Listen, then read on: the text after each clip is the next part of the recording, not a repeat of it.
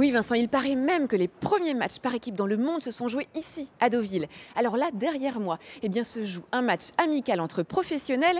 Et pour décrypter ce sport équestre qu'est le polo, je retrouve Évrard de Spa. Vous êtes entraîneur de polo. Je crois qu'il y a du très très haut niveau derrière nous. Oui, vous avez la présence de deux joueurs phares, c'est-à-dire Pierre-Henri Ngoumou, qui est le meilleur joueur français, et Pierre Hamelin, qui est le récent vainqueur du trophée du meilleur espoir.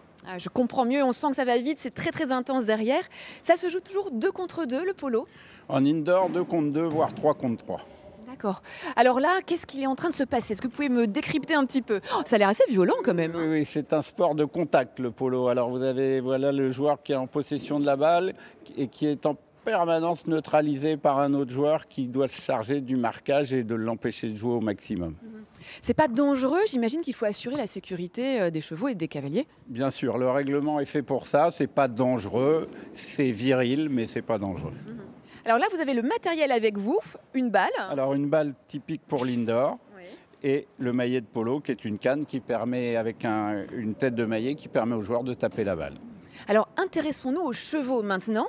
Quelles sont les qualités d'un bon cheval de polo, Évrard? C'est un athlète complet. On lui demande d'être rapide, de s'arrêter très vite, de tourner, d'être très maniable, d'être froid dans sa tête et à la fois très réactif. Voilà, ça fait beaucoup tout ça. C'est pas un peu paradoxal même? Mais si, c'est pour ça que le dressage du cheval de polo est quelque chose de long et d'assidu. Quelle est la meilleure race de cheval de polo? Alors la plus développée, c'est la race Polo Argentino, qui est élevée en Argentine, pays numéro 1 du polo. Mais on commence beaucoup en France à dresser des pur sang de course, qui sont réformes de course ou d'autres disciplines. Donc ça permet d'avoir une nouvelle vie alors pour ces chevaux souvent réformés assez jeunes en fait. Tout à fait, oui, ça se développe énormément. On a le potentiel de chevaux sur place. Oui, j'imagine bien. Mais écoutez, moi je continue de regarder ce match parce que c'est vraiment impressionnant. C'est la première fois que je vois du polo en vrai. Oui Vincent, alors le polo a longtemps été considéré comme un sport élitiste, réservé aux plus fortunés. Mais aujourd'hui, il se démocratise. Preuve en est, nous sommes passés d'association à Fédération française de polo. Alors je retrouve tout de suite Évrard, notre entraîneur de polo, mais également créateur de l'école de polo de Deauville. Vous me disiez que c'était un sport viril, mais finalement pas uniquement, puisqu'on a Manon qui est en train de monter là. Bien sûr, le côté féminin se développe énormément. Les filles jouent en mix. Voire maintenant, on a des tournois qui leur sont réservés, elles peuvent jouer entre elles. Alors, je me suis essayée au polo, sous votre regard d'entraîneur. Pourtant, je ne suis pas une bonne cavalière, donc ce n'est pas réservé uniquement aux bons cavaliers? Non, il faut être à l'aise, être décontracté à cheval, mais il n'y a aucun souci. Nous, on vous donne les clés pour avoir une équitation adaptée, et puis on vous donne les chevaux qui correspondent à votre niveau.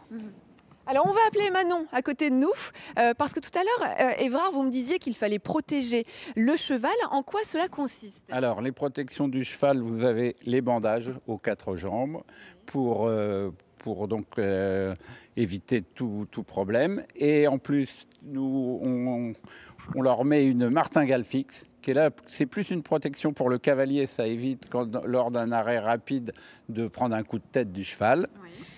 Sinon aussi, la chose obligatoire qu'on doit faire, c'est attacher la queue du cheval, c'est-à-dire on fait une grande tresse avec la queue du cheval qu'on remonte et qu'on attache, ce qui va éviter aux joueurs de se prendre le maillet dans certains coups dans la queue du cheval, ce qui pourrait être effectivement très dangereux et faire peur au cheval.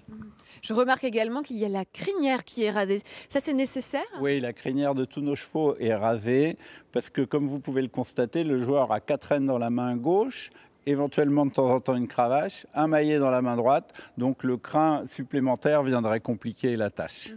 Je vous laisse repartir Manon à l'entraînement. Est-ce que les chevaux prennent plaisir également à suivre la balle, à la poursuivre? Bien sûr, les chevaux jouent autant que les joueurs, ils suivent la balle, ils sont totalement épanouis dans le jeu de polo. C'est vraiment un sport d'harmonie entre le cavalier et son cheval que je vous conseille, si vous venez dans le coin ici, de venir voir des compétitions ou pourquoi pas vous essayer également au polo.